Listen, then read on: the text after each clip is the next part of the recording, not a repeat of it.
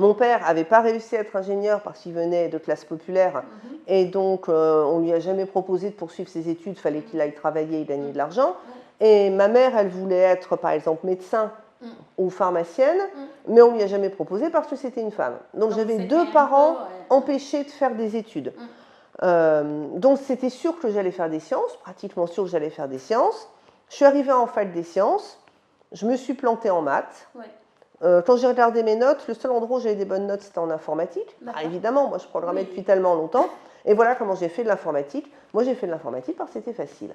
Bienvenue sur Yeso et IT Women Network. Ici, on donne la parole aux femmes de la tech, on rend visibles les rôles modèles et on parle sans détour de mixité, de leadership et de pouvoir. Chaque semaine, je partage des parcours, des chiffres et des prises de position pour inspirer, comprendre et surtout accélérer la mixité dans la tech. Hey! Aujourd'hui, je suis ultra contente.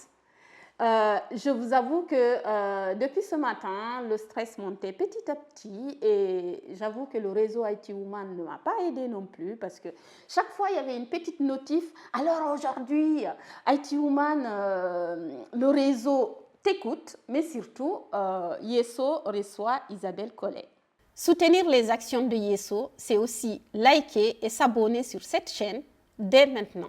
Alors, Isabelle Collet, qui c'est? Vous allez en savoir un peu plus pendant la discussion, mais je pense qu'il n'y aura pas une seule personne qui me dira qu'elle ne sait pas qui est cette rôle modèle. Bonjour Isabelle. Bonjour. Ouais. Est-ce que vous pouvez vous présenter pour nos auditeurs?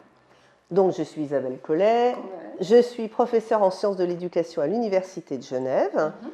Mais avant, j'étais informaticienne. Alors, je plaisante, mais c'est vrai, hein, j'ai été informaticienne entre le moment où il y a eu des disquettes 5 pouces 1 quart et le moment où il y a eu des clés USB. Ça, c'était le moment où j'ai fait de l'informatique.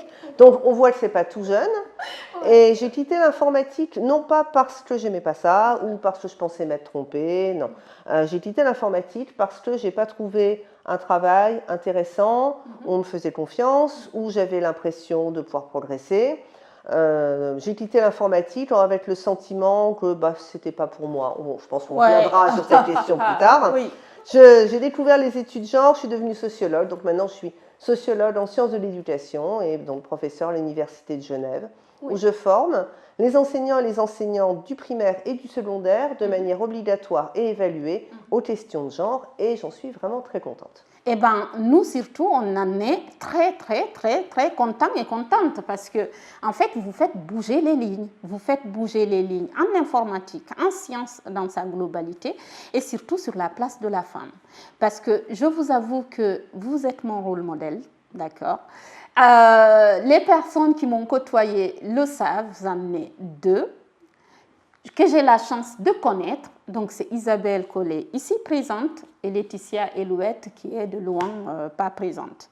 Et donc, du coup, moi, ma question, en tant que une personne qui s'est inspirée de vous, qui vous regarde de loin et qui se dit, c'est possible, je vais y aller et c'est possible. Il y a des choses que je n'ai pas vues sur les articles ou sur Internet dans vos interviews. C'est comment ça vous est venu de faire de l'informatique au départ? Alors, ça m'est venu parce que mon père m'a appris à programmer. En fait, mon père a eu 2 filles. Je ne saurais jamais ce qu'il aurait fait s'il y avait eu un garçon et une fille. Mais le fait est, il a eu 2 filles et il a voulu faire ce qu'il passionne avec ses filles. Bricoler. Mon père était électricien. Moi, j'ai appris les codes couleurs des résistances et je lui lisais les codes couleurs des résistances. Il était radioamateur. J'ai appris le code Q avec lui, j'ai appris le morse avec lui. Voilà, il a fait avec ses filles les trucs qu'on avait envie de faire. Et puis, il rêvait d'ordinateur, il rêvait d'informatique. Mon père, c'était un geek, mais l'ordinateur n'existait pas encore, alors il ne pouvait pas l'être tout à fait. Quand les premiers micro-ordinateurs sont arrivés, je me souviens, il a dit à ma mère, c'est mon rêve, j'ai toujours rêvé de ça, j'en veux un. C'était des trucs qui coûtaient cher et qui ne faisaient pas grand-chose. Donc, il fallait vraiment que ce soit un rêve. Donc, il en a acheté un. Et puis ensuite, alors ma sœur était plus grande que moi, elle était partie de la maison, mais il m'a appris à programmer. Et moi, je ne sais pas si j'avais envie de programmer à l'époque, ce n'était pas une question que je me posais, mais j'avais envie de faire des trucs avec mon père. Alors, j'ai appris à programmer et bon, visiblement, ça m'a plu parce que finalement, je suis devenue informaticienne. Ouais. Mais entre le moment où j'ai appris à programmer, je devais être en 4e. Oui, donc c'était trop tôt quand même. Voilà. Ouais. Et le moment où finalement j'ai fait des études d'informatique, enfin au début, je ne voyais pas l'informatique comme étant un métier plausible. Parce que pour moi, c'était un loisir, c'était du passe-temps. Programmer, c'était du passe-temps. C'était pas un métier sérieux, vu que je le faisais pour m'amuser. Oui. Moi, ce que je voulais faire, c'était comme ma sœur. Parce que moi, dans mes rôles modèles, il y a ma sœur. Je voulais faire comme ma sœur, qui était ingénieure, et qui était ingénieure en biochimie. Et donc, je me disais que je voulais faire comme... Donc, deux scientifiques déjà. Voilà. Donc, déjà, voilà, ma sœur ingénieure, à une époque où ingénieur, c'était pas très à la mode pour les femmes, c'était déjà pas mal. Mes parents, de toute façon, pensaient qu'ingénieur, c'était le plus beau métier qui pouvait exister. Mon père n'avait pas réussi à être ingénieur parce qu'il venait de classe populaire et donc on ne lui a jamais proposé de poursuivre ses études, il fallait qu'il aille travailler et gagner de l'argent. Et ma mère, elle voulait être par exemple médecin ou pharmacienne, mais on ne lui a jamais proposé parce que c'était une femme. Donc j'avais deux parents empêchés de faire des études. Donc c'était sûr que j'allais faire des sciences, pratiquement sûr que j'allais faire des sciences. Je suis arrivée en fac des sciences, je me suis plantée en maths. Quand j'ai regardé mes notes, le seul endroit où j'avais des bonnes notes, c'était en informatique. Évidemment, moi je programmais depuis tellement longtemps. Et voilà comment j'ai fait de l'informatique. Moi j'ai fait de l'informatique parce que c'était facile. Bah, franchement, c'est déjà génial parce que non seulement ça encourage plein de gens à se dire si c'est facile, pourquoi pas tenter, surtout quand on est une femme. Et donc, du coup, ça vous a amené à un parcours informatique. Vous avez fait quoi, en fait, comme parcours à l'université? J'ai un DUT en informatique. D'accord. Et à l'issue de ce DUT, j'ai fait une année qui est finalement devenue une année de licence en traitement du signal numérique, traitement d'image. C'était en 91, donc autant dire que c'était très très très pionnier. Je pense que même pas vous imaginez ce que c'était le traitement du signal. En 91, je programmais sous DOS 3.3 avec 640K de mémoire. Enfin, là aujourd'hui, les informaticiens, ils baignent dans le luxe, ils se rendent pas compte. C'était presque du binaire là. Les premiers courts-métrages Pixar étaient en train de sortir et on regardait ça avec émerveillement. Et puis nous, on essayait de faire des boules, des cônes. On faisait du traitement d'image sur des images biologiques. Mon stage, ça a été de mesurer la taille d'une lésion dans un tissu de cellules. Voilà. Mais il n'y avait rien d'automatique à l'époque. C'est-à-dire que maintenant, la lésion est détectée automatiquement, elle est suivie. Non, là, il fallait tout programmer. Donc, j'ai programmé une détection de contours, je fais de la morphologie mathématique, j'ai passé des filtres, du traitement du signal 3D. Bien de calcul en plus, voilà. Et donc, c'est intéressant de préciser ça parce que quand je dis aux gens que je suis informaticienne, les gens m'imaginent informaticienne de gestion parce que je suis une fille. Oui, oui. Eh bien non, dans l'informatique, j'ai fait le truc où il y avait encore moins de femmes. Et donc à la sortie de cette licence, d'une part c'était une licence très pionnière, en traitement du signal, il n'y avait pas des tas de choses. Ensuite, c'était qu'une licence. C'est-à-dire, c'était pas un master, c'était pas un DEA. D'accord, c'était pas poussé, c'était... donc, c'était plus difficile de s'insérer. Donc, il y avait ça aussi. Ensuite, il y avait le fait encore que c'est un moment où l'informatique était en difficulté. Ça doit être un des seuls moments où, en France, il y a eu des problèmes de recrutement. Le tout début des années 90. Et puis pour finir, j'étais une jeune femme mariée, donc en capacité de faire des tas d'enfants, dont j'allais évidemment m'occuper exclusivement. Et pour un employeur, le traitement du signal, c'était pas forcément ce qui l'intéressait. Voilà. À un moment où on n'embauchait pas tant que ça en informatique. Et en plus, une femme mariée, qui doit... Donc j'ai pas trouvé. Alors j'ai commencé les premiers travaux que j'ai trouvés. Alors, pour être tout à fait honnête, le premier travail que j'ai eu, c'était technico-commercial en CAO-DAO. Mais ça n'a rien à voir. Ça m'allait pas du tout, c'était pas bien. Mais je sais pourquoi. Alors là, pour le coup, ils m'avaient embauché parce que j'étais une fille. Ils m'avaient embauché parce qu'ils se sont dit, dans l'industrie... Une fois, c'est bien. C'était ambigu. Dans l'industrie, embaucher une jeune femme, j'aurais du succès. Oui, quand je disais bien, c'est ironique, c'est parce qu'en fait, encore une fois, c'était une discrimination déjà. Complètement, voilà. Donc, il m'avait pris parce que j'étais un joli gadget, en quelque sorte. Bon, ça n'allait pas du tout. L'entreprise à déposer le bilan, je les ai attaqués au prud'homme, enfin, ça s'est très mal passé, voilà, j'ai gagné, mais ça s'est quand même très mal passé. Et donc après, j'ai trouvé, comme beaucoup de femmes en informatique, du travail dans la formation. Donc j'ai formé à la programmation au début, donc ça ressemblait quand même à ce que je savais faire. Ensuite, j'ai formé à la bureautique. Ensuite, j'ai formé à n'importe quoi avec un ordinateur. Mais j'aimais la formation, mais au bout d'un moment, c'était quand même assez répétitif. Et puis là, j'ai eu la chance de déménager à Paris. Mon mari a déménagé à Paris, je l'ai suivi. À l'époque, il me semblait impossible de partir et il démissionne pour me suivre. C'était un truc que je n'aurais pas imaginé. Alors que dans ce sens-là, ça semblait être normal. Donc j'ai déménagé, je venais d'avoir un bébé, j'ai déménagé à Paris. Et là, je me suis dit, allez, fini, je ne recommence pas à être formatrice. Fini, je vais reprendre des études. Et mon idée, c'est de reprendre des études dans la formation. Parce que c'est là où j'ai le plus travaillé. Et puis je me dis, je travaille dans la formation, mais j'ai aucun diplôme de la formation. L'informatique, c'est trop tard pour moi. Je ne suis plus dans la course. Ça se discute largement. Mais à l'époque, c'est ce que je pensais. Donc je suis allée à l'université Paris 10 Nanterre, qui était près de chez moi. Et là, j'ai découvert des cours qui s'appelaient Rapports sociaux de sexe en éducation. Donc j'ai commencé, on ne disait pas genre à l'époque, mais c'était déjà ça. Et là j'ai compris des tas de choses, j'ai compris pourquoi j'avais quitté l'informatique, j'ai compris des tas de choses. Et pourquoi aussi c'était plus difficile de trouver de l'emploi et pourquoi il y en avait moins dans votre promo. D'ailleurs, parlons-en, à votre époque, quand vous avez fait les études, il y avait beaucoup de femmes dans les formations, la parité était comment en fait? Alors, c'était mieux qu'aujourd'hui. D'accord, c'est ce que j'ai entendu. Ça, c'était mieux qu'aujourd'hui, mais bon, c'était pas extraordinaire. Alors, je dirais un quart. D'accord. Voilà. Aujourd'hui, on est en dessous du quart. Donc, voilà. Donc, globalement, c'est mieux. Mais on était, alors, avec un quart, on n'était pas nombreuses, mais on n'était pas rares non plus. Voilà. C'était un nombre où on savait qu'on était minoritaire, mais on n'était pas ultra minoritaire. Donc, c'était déjà ça. Et du coup, le rapport avec en classe par rapport moi à ce que j'ai vécu, il y avait moins de sexisme lié au métier. Alors, en fait, ça dépend qui, ça dépend pour qui. On va dire il y avait deux rubriques de personnes. Il y avait les personnes qui avaient vraiment un bon niveau. Et là, on était à notre place. C'est-à-dire que comme j'avais des bonnes notes, comme j'étais en haut du classement, je n'avais pas de problème. Il était évident que j'étais à ma place. Par contre, les filles qui étaient au milieu ou dans la fin du classement, elles avaient beaucoup plus de problèmes que les garçons qui étaient au milieu ou à la fin du classement. C'est ce que j'ai vu souvent dans les études. Si ça se trouve, elles ne sont pas à leur place. Alors que les garçons, ça se trouve, il faudrait qu'ils travaillent plus dur. Oui, on part sur du négatif en fait. Et quand une femme est bonne, ok, très bien. Mais quand elle n'est pas bonne, elle doit se justifier pour toutes les femmes. Voilà. Alors, donc moi, je n'ai pas eu de problème.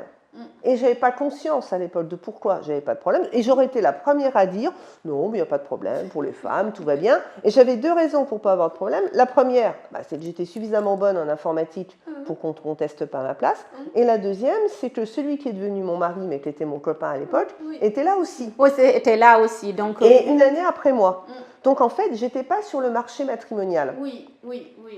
Et ce n'était pas moi qu'on respectait. En fait, c'était lui qu'on respectait. Et donc, c'est comme ça que je n'avais pas de problème. C'était le bon entourage au bon moment, voilà. En fait, tout simplement. J'aurais été célibataire, ça ne se serait absolument pas passé de la même manière et je pense que j'aurais eu tout intérêt à trouver vite un copain. En même temps, il y a du choix. Ça, on ne peut pas dire le contraire. Mais j'ai eu... Donc, c'est pour ces deux raisons-là que moi, mes études d'informatique, j'aurais pu dire super, pas de problème. J'ai eu des problèmes avec les profs, mais pas avec les collègues de promo.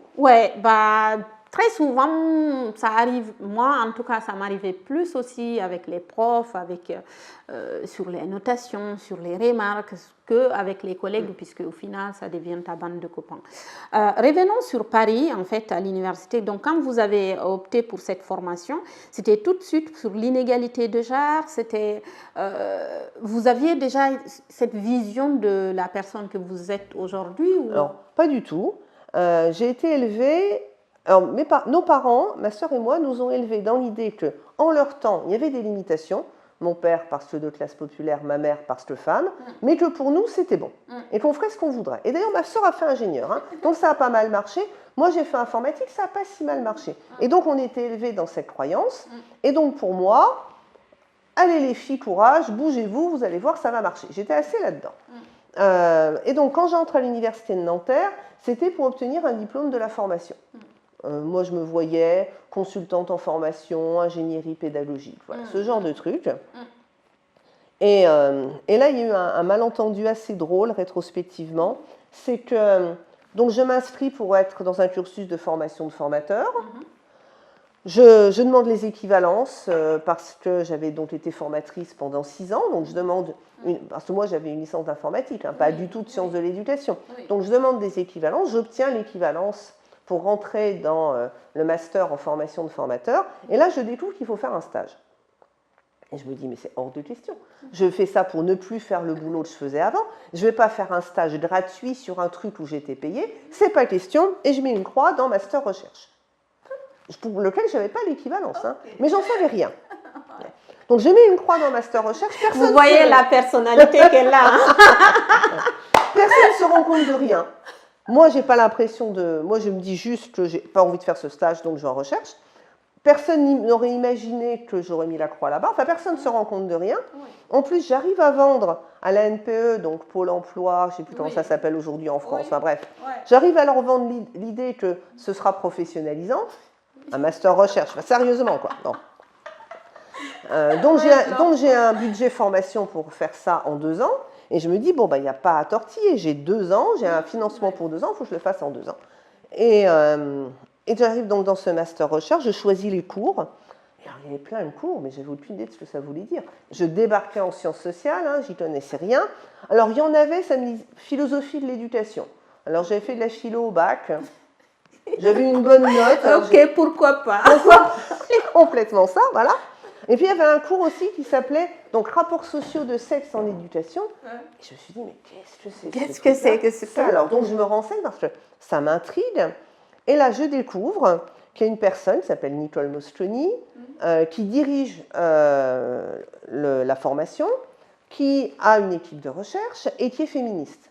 Et là, je dis, non mais franchement, comment on peut être encore féministe aujourd'hui? Sérieusement. Vous faisiez... en fait, j'ai oublié, on se tutoie. Tu faisais partie de ces gens qui disaient, qu'est-ce que c'est quoi là, le féministe? Bon, franchement, quoi. Bon. Mais j'étais d'accord, hein. À l'époque de ma mère, ça a servi, l'avortement, le droit de vote, tout ça, là-dessus, j'étais OK. Mais là, maintenant, c'est bon, quoi. Oui, la loi, c'est bon. Mais il y a quand même un truc, je me dis, cette personne, elle est professeure des universités, elle est chercheuse, elle est reconnue, elle dirige un diplôme, et elle est féministe, et elle le dit, et les gens, ils rigolent pas. Il y a un truc, voilà, je me dis, il y a un truc, voilà. Donc, j'étais quand même intriguée. Et j'ai pris ce cours, voilà. Et bon, il ne m'a pas fallu longtemps pour comprendre. Hein, voilà. J'ai pris ce cours et je me suis dit, ah, mais bon sang, mais c'est donc ça. Mais en fait, il y avait déjà un truc qui m'avait alertée. Ça a semé une graine. Quand j'ai fait ma demande d'équivalence, donc pour rentrer dans ce master à Nanterre, j'ai dû produire mes notes. Et donc, j'avais sur la table de mon salon. J'ai mis toutes les notes, mes bulletins, tout ça. Et puis là, j'avais un copain qui était chez moi à ce moment-là, qui regarde la table, qui regarde tout ça, et qui me fait, t'étais vachement bonne en informatique. Oui, et comment ça, t'as pas trouvé, quoi?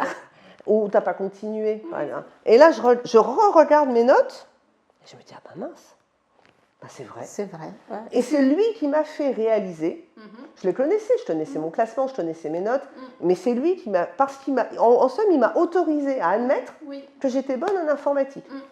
Je me suis dit, mince, quoi, il faut en arriver là. Et donc, ça a semé cette graine en me disant, mais pourquoi je n'ai pas poursuivi et pourquoi je ne m'étais jamais vécue comme étant bonne en informatique. Donc, quand je vois un cours qui s'appelle Rapports sociaux de sexe en éducation, je connecte 2 morceaux. Quoi. Je me dis, mais il y a quand même un truc à réfléchir. Bon. Et effectivement, j'ai assez vite réfléchi le truc. Mais déjà, dans le cours de philosophie de l'éducation, qui était d'ailleurs donné par cette même personne, Nicole Mosconi, qui est devenue ma directrice de thèse par la suite, il y avait tout un volet qui s'appelait Femmes et savoir. Et je me suis dit, mais c'est quoi le truc entre les femmes et le savoir? Bon, et là, il y avait toutes les étoiles qui étaient alignées là, dans tout ça. Mais en même temps, si je suis allée là-dedans, c'est bien parce qu'il y avait un truc qui me dérangeait. Je ne savais pas quoi, mais il y avait un truc qui me dérangeait. Bon, alors, rétrospectivement, ça a beaucoup fait rire ma directrice de thèse. de voir par où j'étais passée et comment j'étais finalement arrivée là. Mais voilà, dès que j'ai compris, j'ai trouvé ça fascinant. Parce que j'ai compris des choses pour moi, Oui. j'ai compris des choses pour mon entourage, j'ai eu l'impression de voir le monde autrement. Ouais. Bon, alors au début, pas forcément sous un meilleur jour. C'est-à-dire, soudain, il y a un moment, moi je peux en parler, ça m'est arrivé il n'y a pas si longtemps que ça. Parce que des fois, je discute avec des filles qui ont eu des mères féministes, qui l'ont toujours été, elles savaient, quoi.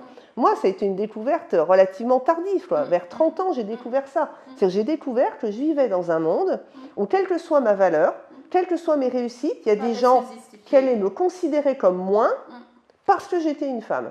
Et j'ai aussi réalisé que tant que j'étais étudiante, je n'avais pas compris que j'étais une fille. J'étais un informaticien comme les autres avec les potes. Et qu'au moment où je me suis mis à chercher, voire à trouver du travail, et bien là, il y a des gens qui me voyaient avant tout que comme une future mère, que comme un joli gadget à mettre sur un stand. En gros, j'ai découvert que j'étais une fille. Mais donc, pas pour le mieux. Et donc, du coup, avec toutes ces étoiles, c'était parti pour une thèse.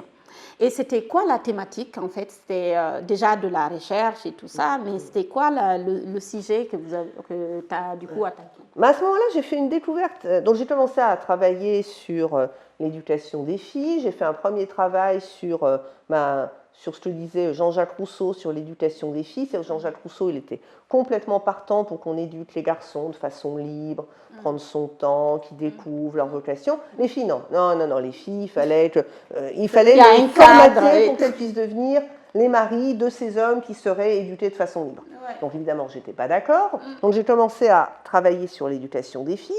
Et puis en partant de cette idée que, à l'époque de ma mère, c'était compliqué, mais que là, c'est bon. La preuve, ma sœur était ingénieure et moi informaticienne. Et donc, je retourne voir où ça en est les filles en sciences.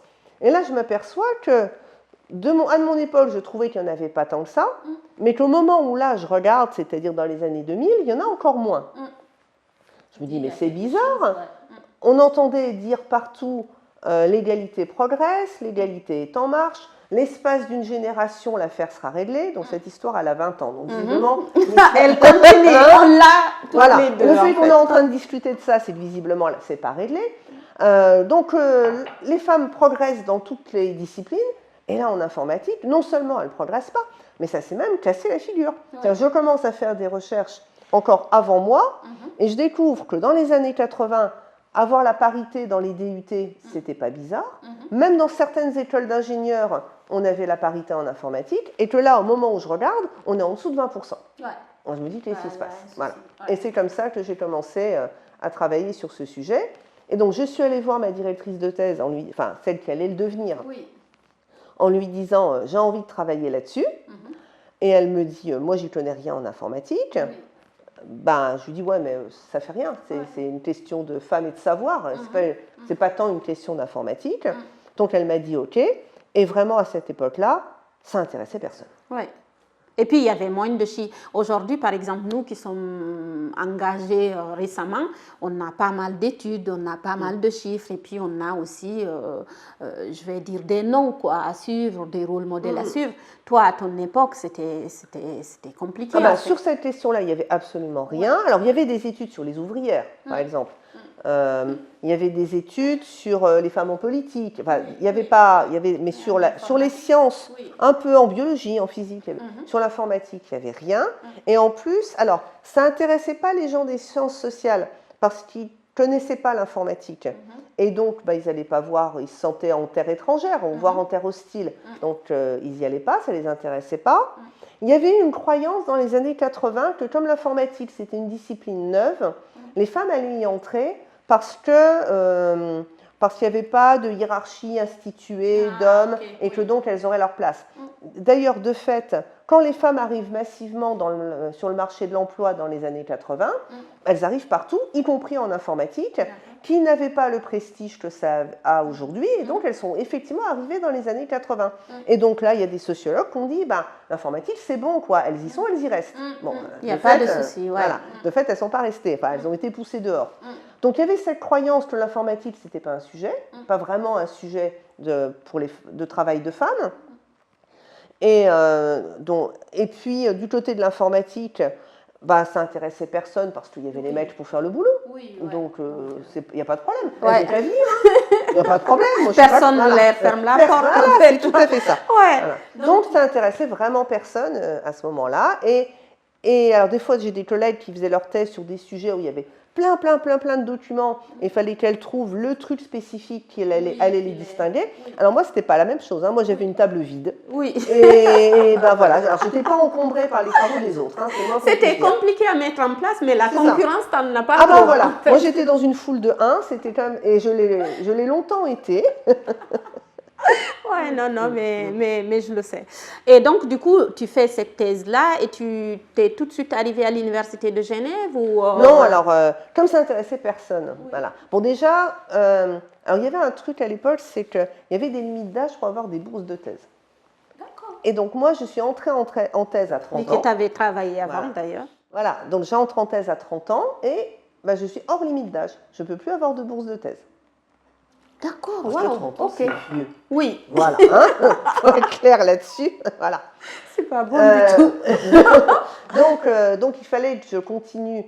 Alors, j'avais été subventionnée par la NPE pour faire mon master, donc ça, c'était bon, il n'y a rien à dire, ça m'a permis de le faire. Mais après, il fallait que je travaille pour financer ma thèse. Et là, je dois dire très clairement, mon mari, informaticien, qui avait un travail fixe, c'était ultra rassurant. C'est-à-dire, de fait, j'ai travaillé tout le temps. J'ai tout le temps gagné ma vie, mais j'étais jamais sûre de combien est-ce que le mois prochain, est-ce que dans 2 mois, est-ce que dans 6 mois. Là, avec mon mari qui avait un boulot stable, C'était déjà, ça rassurait ça pour côté rassurait, famille. parce que on avait une fille, et je savais qu'en gros, le bateau allait Pas de flotter. Quoi. souci. Ouais. Et puis j'avais quand même un autre avantage, et ça je le voyais très clairement par rapport à mes collègues qui étaient en thèse aussi, c'est que j'étais informaticienne. Et c'était beaucoup. Moi j'ai des collègues qui ont Ça fait des aidait ménages, pour plein de j'ai choses. des collègues qui ont rempoté dans des magasins, j'ai des collègues qui ont fait vendeuse au McDo, enfin qui ont fait vraiment des petits boulots pour payer leur thèse. Ben, moi en tant qu'informaticienne, j'ai fait de la documentation technique dans une boîte de télécom. Ouais. Alors, en informatique, personne ne veut faire la documentation, c'est pénible, c'est pas intéressant, voilà. Et je dis pas que ça m'intéressait, soyons très clairs, ça ne m'intéressait pas du tout. J'espère qu'ils ne nous regardent pas. Ouais. Mais c'était convenablement payé, et puis je savais faire. Et donc voilà, j'ai fait de la documentation technique, je suis d'ailleurs très reconnaissant au copain qui m'a trouvé ce boulot. Ça m'a permis, donc je travaillais en gros à mi-temps, mais ça me permettait d'avoir des revenus suffisants pour poursuivre ma thèse. Puis au bout d'un moment, j'avais suffisamment démarré le travail pour avoir des financements pour ma recherche. D'accord. Donc j'ai pu arrêter la doc technique et puis j'ai été financée pour faire des bouts de recherche qui s'imbriquaient dans ma thèse. D'accord. Et puis donc finalement, j'ai donc soutenu mon doctorat et puis là, il a fallu trouver un poste. Et donc outre le fait que j'ai été un peu assassinée dans une guerre de laboratoire, comme l'université sait le faire, c'était un sujet qui intéressait quand même à peu près personne. Oui. Voilà.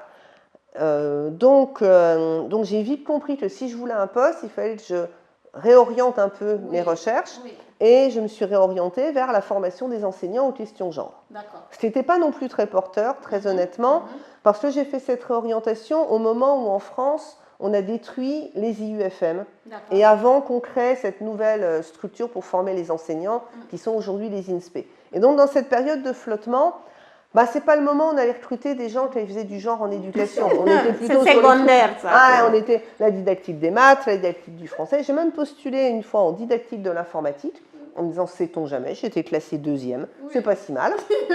Voilà. Et puis donc pendant 4 ans, comme ça, j'ai essayé de trouver. Donc j'étais chercheuse indépendante, mais le problème de chercheuse indépendante, c'est qu'il me fallait quand même un laboratoire de recherche auquel m'accrocher. Et plus du temps passait par rapport à ma thèse, plus mon ancrage était difficile à justifier. Et puis il y a un poste qui est paru à l'Université de Genève pour faire du genre en formation d'enseignants. Alors c'était un poste plus petit que le mien. Voilà. Alors c'était pile mon sujet, ça c'est vrai. Mais c'était un poste où on n'avait pas besoin d'un doctorat, mais juste d'un master. Et en plus, c'était un poste à temps partiel. Mais je me suis dit, bon, là, j'ai rien. C'est pile ce que je sais faire. Et à cette époque-là, mon mari, il était prêt à démissionner pour me suivre. Autant à l'époque où moi je l'avais fait, l'inverse semblait invraisemblable, autant depuis, tous les deux, on avait évolué. Et là, il me dit, écoute, moi, ma société, elle ne m'apporte plus grand-chose. On peut y aller, on peut partir. Voilà. Et donc, cette année-là, j'ai fait 9 postulations. La seule que j'ai eue, c'est l'Université de Genève. Ouais. Et parce que, je reconnais, ils ont été complètement fair-play. C'est-à-dire, c'était un petit poste, mais ils espéraient que ce poste se développe. Ils ont vu mon profil, ils se sont dit, c'est pas inintéressant. Oui. Ils ont fait une audition, ce qui n'était pas obligé. Oui. Je suis venue faire l'audition et j'ai été classée première et on a déménagé à Genève. Ouais. Et c'est comme ça, du coup, que c'est parti, professeur à l'Université de Genève. Et est-ce que c'est tout de suite que c'est venu cette idée d'être auteur, d'écrire des livres, de partager ta recherche, tes connaissances, tout ce que tu avais en fait? Alors, quand je suis arrivée à l'Université de Genève, donc au début c'était un tout petit poste, il a fallu en gros que je fasse le marketing de moi-même. D'accord. C'est-à-dire, en gros, j'avais été recrutée dans l'idée que ce poste allait pouvoir se développer, mais qu'il fallait que je convainque plus largement autour de moi de l'intérêt de faire du genre en éducation. Oui.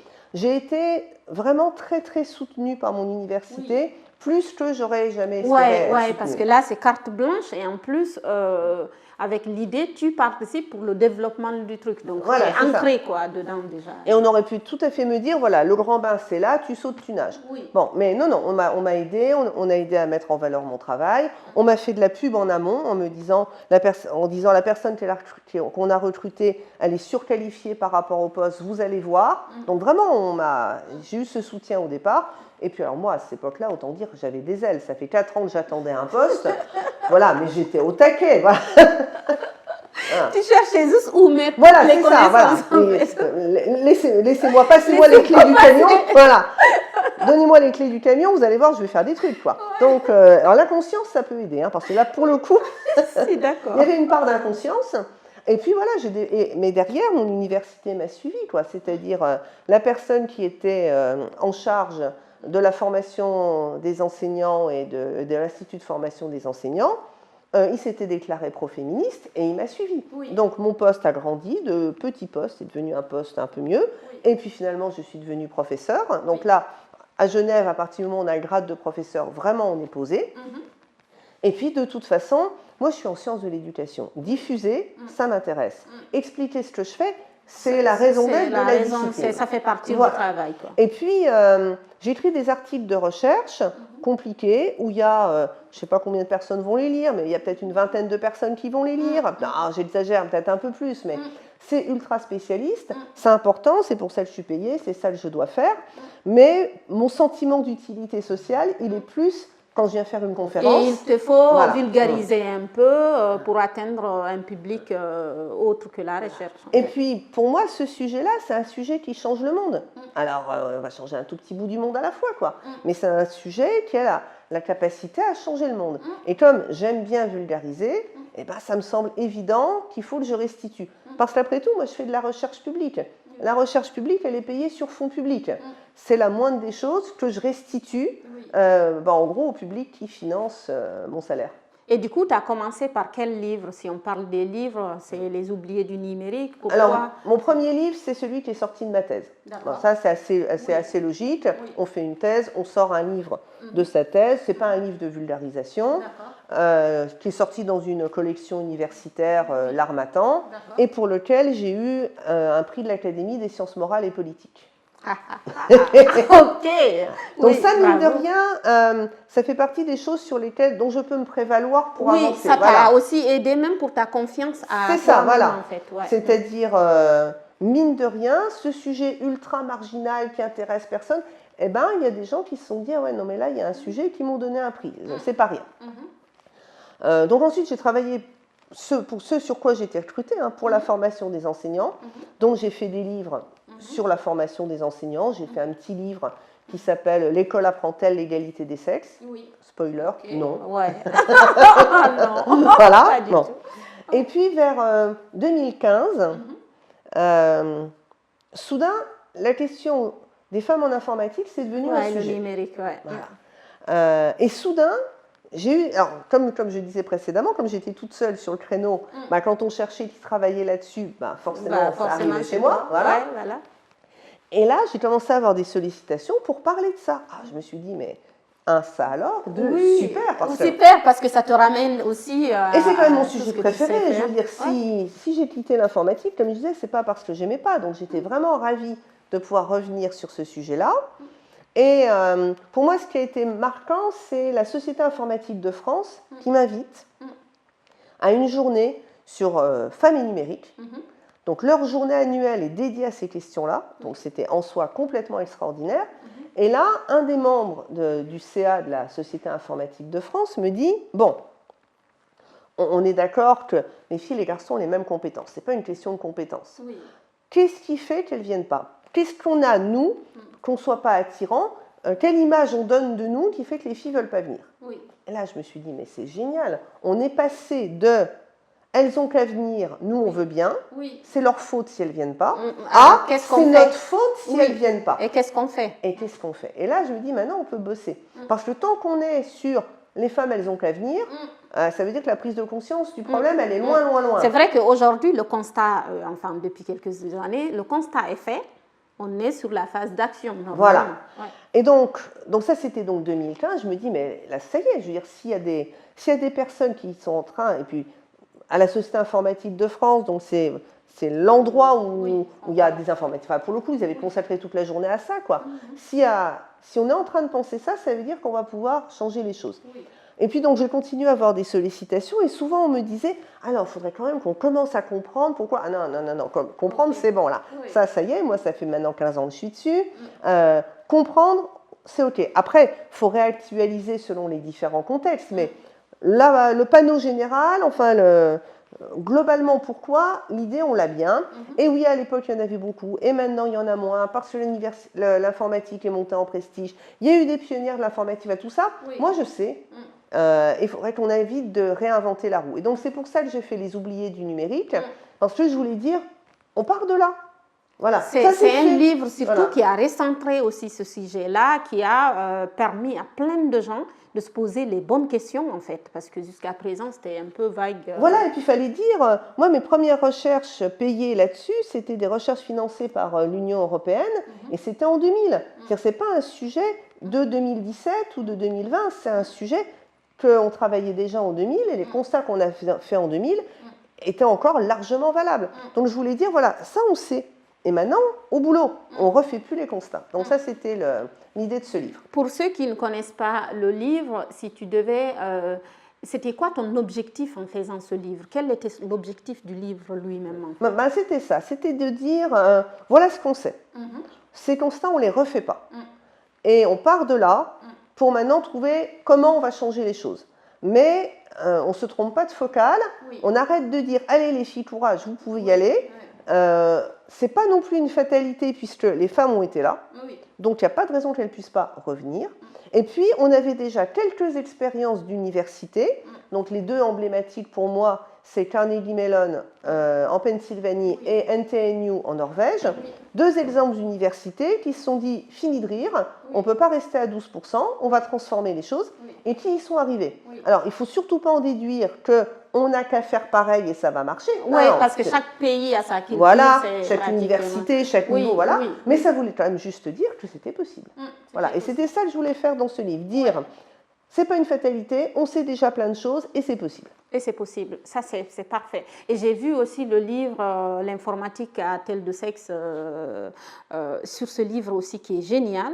Au final, il a permis aussi d'avoir, il a permis d'avoir les racines, la réflexion pour le livre des oubliés du numérique. Parce que du coup, l'analyse de celui-là t'a permis de comprendre les axes déjà qu'on doit mettre pour tout ça. Mais ce livre-là, il était plus confidentiel. Voilà. Si je voulais vraiment vulgariser et diffuser, il fallait que je le convertisse en quelque sorte, en grande partie, dans les oubliés du numérique. J'étais chez un éditeur de vulgarisation scientifique, un petit format. Moi, mon but, c'était de faire pas trop de pages, enfin qu'on puisse... que ce soit un livre. Alors, moi, je dis c'est de la vulgarisation de bon niveau. C'est-à-dire c'est pas un ouvrage scientifique, il faut être un petit peu averti de ces questions. Voilà, c'est de la vulgarisation de bon niveau. Oui. Maintenant, si on revient avec le livre Les oubliés du numérique qui a été beaucoup consommé, c'est pas tout le monde qui te reçoit à une interview. Si tu avais des angles à donner, commençons par les écoles. Ça serait quoi qu'est-ce qu'elles devraient faire, en tout cas les écoles, les universités, peu importe, je pense que peut-être même à plus bas âge, qu'est-ce qu'on devrait faire pour que ça change, en fait, pour qu'on ait plus de femmes? Si on fait une seule chose, c'est une tolérance zéro pour la violence sexiste et sexuelle sur le lieu de travail, à l'université, à l'école. Si on fait qu'une chose, on fait ça. Parce qu'on n'attire pas les mouches avec du vinaigre. Oui. Voilà. Dit autrement, c'est compliqué d'aller dire aux filles, allez faire de l'informatique, vous allez voir, c'est super, c'est des belles carrières, c'est génial, si elles s'y sentiront pas en sécurité. Oui. Moi, je ne vais pas dans un endroit où je ne me sens pas en sécurité. Voilà. Et ce n'est pas de l'auto-sélection, c'est de la sauvegarde. Voilà. Donc, si on fait une seule chose, on s'assure au minimum que, quelles que soient les conditions, les proportions, les filles sont en sécurité. Donc, une tolérance zéro pour les violences sexistes et sexuelles. Mais c'est parfait. Franchement, tu as raison, en fait. C'est la racine de tout. Après, on parlera de... ici, on a ça déjà. Ça fait un grand pas, déjà, pour qu'on vienne. Après, le reste se fera tout seul, puisqu'il y a aussi cette idée que, en fait, les femmes, il faut les prendre par la main, il faut les aider, En fait, c'est faux, complètement faux. Si on se sent bien en sécurité, on fait le job, en fait, tout simplement. Alors, malheureusement, il faut un peu les deux à la fois. C'est-à-dire, les filles ont une certaine méfiance.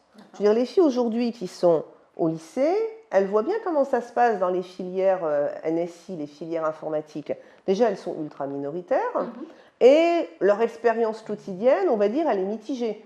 Alors, je ne veux pas dire qu'elles sont harcelées temps plein et que c'est affreux, mais il y en a quand même un certain nombre qui disent non, mais la discipline c'est sympa, mais l'ambiance.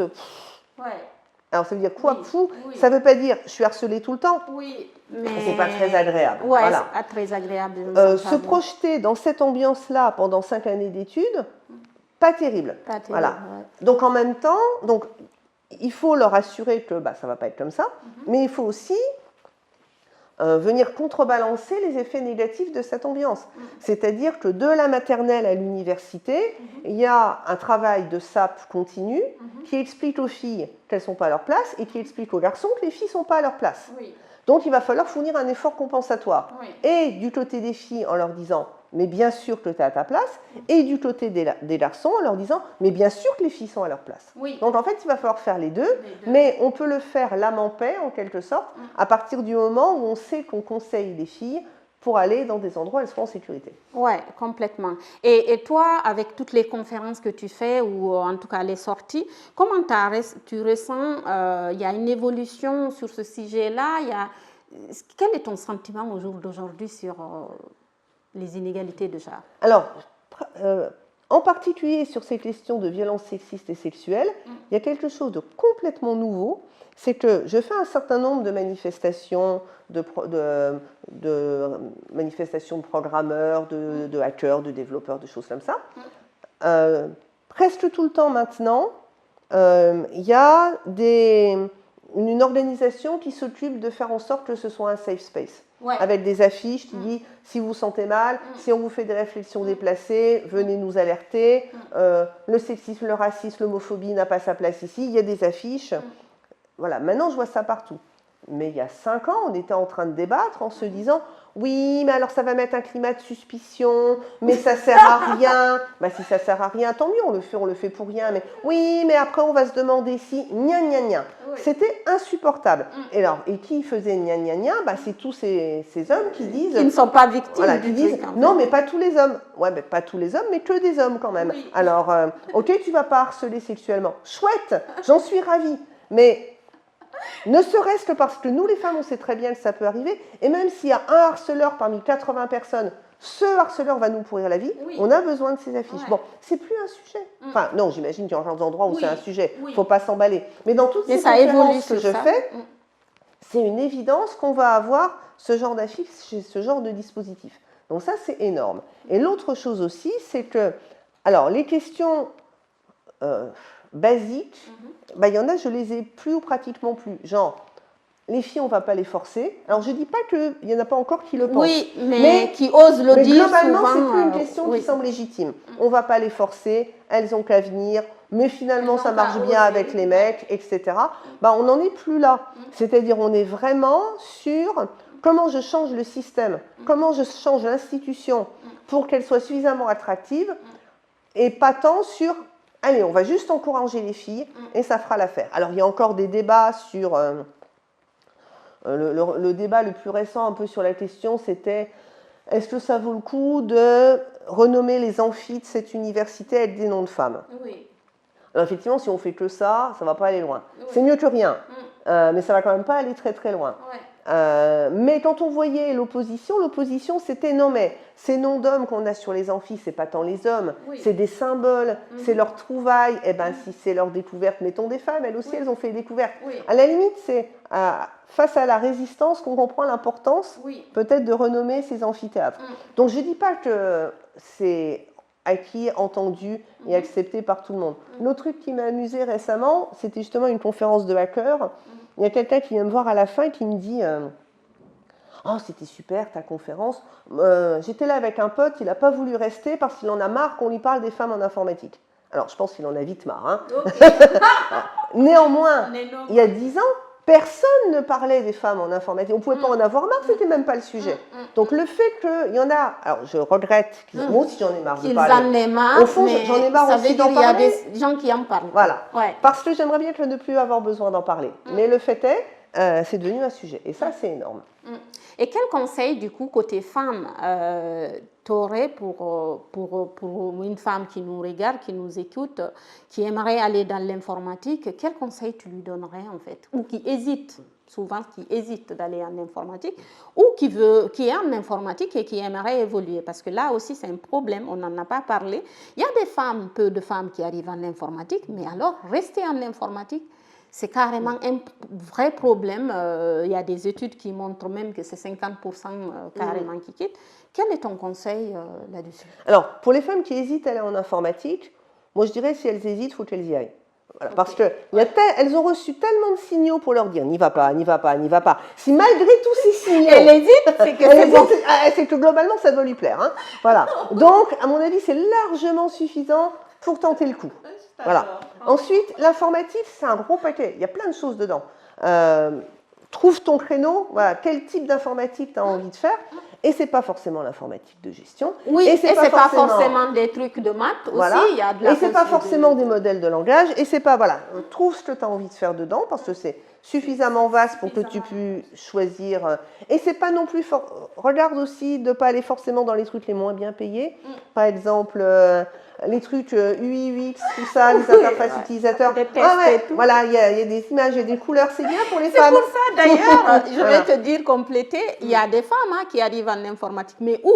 Voilà, là aussi, c'est une bonne question. Okay. Donc, alors ça peut être super de faire de l'interface utilisateur, hein, la question n'est pas là, mais il ne faut pas se jeter sur la première idée qui vient ou la première idée vers laquelle on te pousse, parce que pour le coup, c'est pas là où on est le mieux payé. Voilà. Alors, on ne fait pas que pour l'argent, mais il n'y a pas de raison d'aller préférentiellement dans les endroits où on sera le moins bien payé, sauf si ça passionne. Voilà. Bon, donc ça c'est la première chose. Si tu hésites, ben, vas-y, il y a gros à parier que si tu en es au stade d'hésiter, c'est que ça va te plaire. Ensuite, une fois qu'on y est, n'allez pas dans les entreprises toxiques. Voilà. Il y a une question de fierté en disant ils ne m'auront pas, je vais rester, je vais faire ma place. Non, ça lamine, ça use, ça vous abîme, ça fait perdre la confiance en soi. Ne restez pas dans une entreprise toxique. Il y a de l'emploi en informatique. Je ne peux pas dire ça à des personnes très peu diplômées, je ne peux pas dire ça à des personnes qui sont, je ne sais pas, en sociologie, en sciences sociales. En informatique, on peut le dire. On ne reste pas dans une entreprise toxique. Et alors, à quoi on reconnaît une entreprise toxique en entretien d'embauche? Voilà. C'est pas forcément si simple, mais on peut tenter un truc sur qu'est-ce que vous faites pour la place des femmes dans votre entreprise. Si la personne vous dit mauvais signe. Voilà, c'est-à-dire si aujourd'hui on n'est pas capable de répondre à ça, c'est que vraiment on est loin, loin, loin, quoi. Alors par contre, c'est pas parce la personne est capable de vous sortir un discours qu'elle le fait que ça va être bien. Oui. Mais on lui laisse le bénéfice du doute. En disant ça, d'ailleurs, ça veut dire que pour vous, c'est un plus. Au bout d'un moment, les entreprises vont se dire, alors si je veux accueillir des talents, il faut aussi que je fournisse quelque chose, parce que c'est un marché concurrentiel et on est en train aussi de se voler des talents en informatique. Donc si on veut regarder des femmes talentueuses, il faut montrer qu'on va faire quelque chose pour leur carrière. Donc poser la question... un, ça alerte l'entreprise sur le fait que c'est un sujet. Deux, ça vous permet d'avoir une idée de ce qu'ils font. Et puis, ça évite de rester dans l'attente du moment où on va vous dire, alors je sais que je n'ai pas le droit de vous le demander, mais je vous le demande quand même, vous comptez avoir des enfants? Ah oui, ouais. Donc, vous êtes proactive, voilà, vous leur dites, et vous faites quoi pour les femmes en entreprise? Voilà. Ouais, non, mais c'est excellent, c'est des super conseils. Et donc, on arrive vers la fin. J'aimerais que tu nous parles, déjà, voilà, on en sait vraiment beaucoup, mais que tu nous parles de l'Isabelle à venir, là, les projets à venir. Je te suis sur LinkedIn, donc j'en connais un peu, mais c'est quoi tes projets, là, à court terme? Alors, mon projet immédiat, c'est de finir mon prochain livre. Parce que Les Oubliés du numérique, il est épuisé depuis longtemps. Ça fait un moment qu'il faut que je le ressorte. Alors au début, j'ai dit je vais faire une édition 2. Donc j'ai trouvé un nouvel éditeur. Et puis mon nouvel éditeur, il me dit alors, non, tu ne me feras pas 400 pages. Hein? Voilà. Ok, j'ai beaucoup de choses à dire. Voilà, parce qu'une version augmentée, oui, alors augmente. Bon. Alors finalement, j'ai dit ok, j'en fais un autre. Je prends spécifiquement, si on part de l'idée que Les Oubliés du numérique, c'était pour faire un état des lieux, maintenant on va dire, allez, on retrousse les manches, on y va. Oui. Alors il faut un peu de contexte avant, pour quand même comprendre pourquoi on y va, hein, d'où on part. Oui. Mais il va y avoir un chapitre net plus important, où pour le coup, je vais donner mon avis. C'est-à-dire dans Les Oubliés du numérique, j'ai pas vraiment. C'est la recherche qui parle. Un peu de la recherche, voilà. Ouais, c'est ça. Et je voulais être inattaquable sur le fait, je vous donne pas mon opinion, je ne papote pas avec vous, c'est de la recherche. Et la recherche, elle dit ça. Et on peut avoir une controverse scientifique, mais c'est pas mon avis. Une fois, on m'a invité en me disant, Isabelle Collet va donner son opinion sur. Je dis non, je vais pas donner mon opinion, je vais parler de mes recherches. Oui. On n'est pas au même niveau. Là, je vais me permettre de donner mon opinion. Alors, je ne la sors pas de nulle part. Hein, ça fait un moment que je regarde ce qui ne marche pas. Et je vais essayer de poser des choses sur c'est quoi les stratégies qui ont une chance de fonctionner. C'est quoi les stratégies qui vont vers pas grand-chose ou qui font des progrès très mineurs ou alors qui ne fonctionnent pas toutes seules. Voilà, donc mon prochain livre va s'appeler Le numérique est l'affaire de toutes. Oui. Et si tout va bien, il sort au printemps. J'ose pas dire plus. Ouais, si tout va bien, connaissant ton calendrier, on l'attend à cette époque, mais voilà, c'est ça. J'espère qu'il sera là en avril. Voilà. Ensuite, à cette même époque, a priori, je vais avoir un MOOC qui va sortir sur la plateforme Coursera qu'utilise l'Université de Genève sur la formation des enseignants au genre. D'accord. Alors, pas des enseignants, d'ailleurs, la formation des intervenantes éducatifs au genre. Oui. Comment être un intervenant, une intervenante égalitaire et respectueuse des rapports sociaux, de sexe, de classe et de race. Parce qu'en fait, je vais traiter tous les rapports sociaux. Oui. Donc ça s'adresse plutôt à des professionnels de l'éducation scolaire, périscolaire. Dans le résultat, on l'aura nous en entreprise, parce que s'il y a du sexisme en éducation, le résultat est catastrophique. C'est un MOOC, il est gratuit, les gens pourront picorer, le faire en entier, faire des... Voilà, ça, alors, l'autre versant de mon activité, c'est donc le genre en éducation. J'ai beaucoup plus de sollicitations que je ne peux en fournir. Parce que là aussi j'ai une certaine ancienneté, j'ai des outils, j'ai des modèles, et donc ça vaut le coup de faire un MOOC, pour le coup, pour le diffuser. Oui. Et puis ensuite je pars en congé scientifique pour 6 mois, où je vais travailler sur les questions d'IA en éducation. Oui. Alors ce qui m'intéresse, alors c'est pas ChatGPT qui m'intéresse, ce qui m'intéresse sur l'IA en éducation, c'est ces fantasmes actuels de pouvoir utiliser l'IA pour piloter l'éducation de manière rationnelle, de créer des cours rationnels avec l'IA, de gérer les chiffres de l'éducation et de pouvoir préconiser, de prédire le décrochage scolaire avec l'IA. Beaucoup de fantasmes, beaucoup de biais, en particulier sur les prédictions. Voilà. Et puis aussi cette idée qu'on aurait une IA objective versus des métiers occupés par des personnes subjectives qui sont majoritairement des femmes. Donc, voilà. L'IA n'est pas objective. L'IA, elle est faite par des individus qui, en l'occurrence, sont majoritairement des hommes. Oui. Les cadres de l'éducation sont majoritairement des hommes. Et on a une espèce de dynamique de mainmise, enfin de volonté de reprendre la main avec des outils, avec des tableaux de bord et avec de l'IA sur des métiers où il y a une expertise, et c'est en général les femmes qui ont cette expertise. Oui. Voilà. Et donc, je vais partir à Montréal pour travailler là-dessus. Oui, Je l'avais su, enfin, on en avait parlé et c'est excellent parce que ça, pour le coup, encore une fois, c'est un sujet d'actualité. L'UA, il ne faut vraiment pas qu'on laisse faire tout ça et puis en introduisant des biais. On arrive à la fin et je me dis, j'aimerais bien, en fait, si tu as une anecdote, si tu as une citation, si tu as quelque chose qui t'a marqué dans l'écriture de tes livres, dans les anecdotes avec ta fille, peu importe, dis-nous tout. Qu'est-ce que tu peux nous dire pour nous booster, nous qui, enfin, on est nombreux à te suivre de toute façon, donc tout ce que tu diras, on veut. Alors, des anecdotes, en fait, j'en ai des tas. C'est-à-dire, entre le moment où j'ai commencé, je les empile. Dans mon livre, des fois, j'en mets des petits bouts, mais j'en ai des tas et des tas. Ce que je trouve formidable, mais alors honnêtement, ce que je trouve formidable, c'est maintenant, quand je vais en conférence et que je rencontre des gens, mais comme toi tout à l'heure, qui me dit, je t'ai lu, ça m'a donné du courage, j'ai compris des trucs, j'ai eu des arguments, ça m'a donné... Ah bah je dis, ah bah voilà, bah c'est pour ça que je bosse en fait, voilà. C'est pour ça que le week-end je finis d'écrire mon livre, ça sert à ça. Et ta photo, voilà. Souvent ta photo, on la sort en mode de contre-argument. Ok, tu as dit quoi? Bam, Isabelle Collet, maintenant répète ce que tu as dit tout à l'heure. Et donc ça, je trouve ça absolument formidable. Moi j'ai un copain qui me dit qu'en fait je travaille pour la cause et que je ne prendrai jamais ma retraite et que je vais mourir en scène comme Molière. J'en sais rien.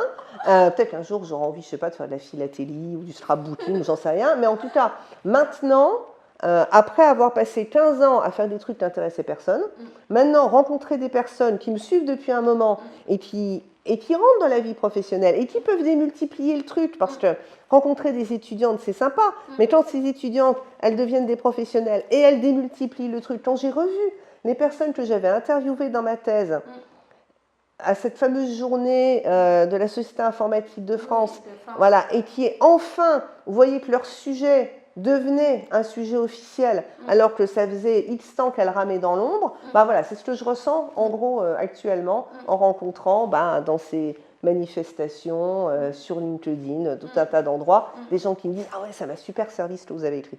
Mais en tout cas, moi, je te félicite, mais 10 000 fois, on en a parlé tout à l'heure, et franchement, je vais citer mon maître, je vais citer Angie, toutes les filles qui te connaissent. À partir de maintenant, les filles, je suis, et mon maître aussi, qui est un garçon, a priori, voilà. Je suis une star, les filles. Je suis une star et au-dessus de vous, d'accord? Parce que j'ai Isabelle Collet à mes côtés, je l'ai interviewée et c'est surtout, on passe l'après-midi ensemble. Donc, ça n'arrive pas à tout le monde d'avoir un rôle modèle que tu rencontres et que tu passes le temps ensemble. Et surtout, on se marre parce que vous la voyez là, elle a plein de blagues. On a passé le temps à rire. Donc, je te remercie. Et j'ai oublié, je voulais te demander la vie associative. Est-ce que tu as eu des engagements associatifs? Est-ce que tu t'es impliqué sur ça? Et après, on finira. Parce que je n'arrive pas à finir tout ce que je voulais lui demander. Alors, quand je suis arrivée à Paris dans les années 2000, je me suis demandé, et que je commençais à avoir cette conscience féministe qui arrivait, je me suis demandé, des femmes et du numérique, ça se trouve où? Et à l'époque, il y avait les chiennes de garde qui avaient un forum Internet. Donc c'est une époque où il y avait encore des forums Internet, où on venait débattre, discuter. C'est là où j'ai fabriqué mes capacités à argumenter, c'est là où j'ai aussi rencontré d'autres personnes féministes, c'est là où on a eu les premiers fils qui aujourd'hui ressembleraient à MeToo, mais des fils où on dénonçait les violences. Le fil s'appelait « Banalité des violences sexistes et sexuelles » et on voyait que, effectivement, c'était super banal et ça arrivait à tout le monde. J'ai été vice-présidente des chiennes de garde et puis au bout d'un moment, je me suis rendu compte que la recherche et le militantisme, c'était deux sphères qui se mélangeaient assez mal. C'est-à-dire l'argumentation en tant que militante, c'est une argumentation orientée pour convaincre avec un but qu'on connaît préalablement. Dans la recherche, c'est pas ça. C'est-à-dire, on a des doutes, des fois, il y a des résultats de recherche qui ne nous arrangent pas, mais il faut en faire état aussi. On n'est pas aligné dans un but. Et en plus, tenir les deux positions était compliqué. Moi, j'ai toujours dit, je veux pouvoir parler à l'UMA, je veux pouvoir parler au Figaro, je veux pouvoir parler à Libé, du moment qu'ils écrivent Non, je vais que dans les médias qui sont démocratiques quand même, faut pas exagérer. Mais du moment qu'on écrit ce que je dis, ça me pose pas de soucis.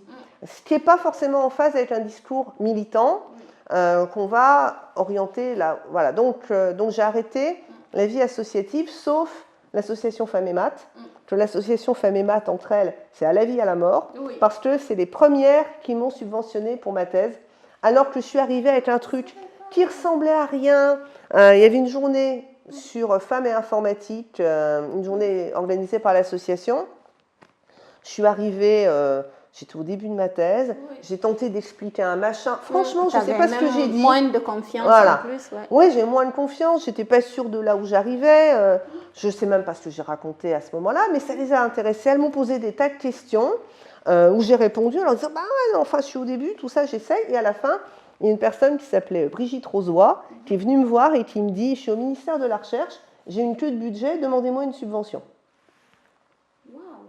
Je suis allée voir ma directrice de thèse, je lui dis comment je fais ça. Elle me dit alors normalement on ne vous la propose pas, c'est vous qui allez la chercher, mais si on vous la propose, on va bien trouver une solution. Et ça m'a payé mes 6 premiers mois de thèse. Ah ouais, déjà ça démarre, enfin avec un bon démarrage. C'est ça. Et puis avec des gens qui te disent ok ton sujet ne ressemble à pas grand chose, mais je vois du potentiel, vas-y quoi. Et moi, j'ai envie de te dire, tu continues l'associative, mais à ta façon, sans être inscrit forcément en dehors de Femmes et Maths, inscrit à une association, parce que ici, tu es reçu par IESO, qui est une association. Je vois des interviews, ou en tout cas des interventions de toi sur Femmes, Actes numériques, sur plein d'associations, et c'est ça aussi le militantisme, c'est ça aussi de donner. Je suis plus à ma place, comme ça, en venant donner de mon temps à des associations où je dis ce que je veux, pour le coup, et je parle au nom de la recherche ou je parle au nom de mon expérience. Voilà, j'ai plus ma place à cet endroit-là. Eh bien, je te remercie pour cet échange-là. Merci à tous ceux qui nous ont regardés. J'ai hâte, vraiment hâte de continuer de te suivre, continuer d'échanger avec toi et de continuer de te rencontrer encore, prendre des cafés. Merci beaucoup. Merci beaucoup. Si cet épisode vous a plu, partagez-le, abonnez-vous et surtout rejoignez l'association IESO. Toutes les infos en description.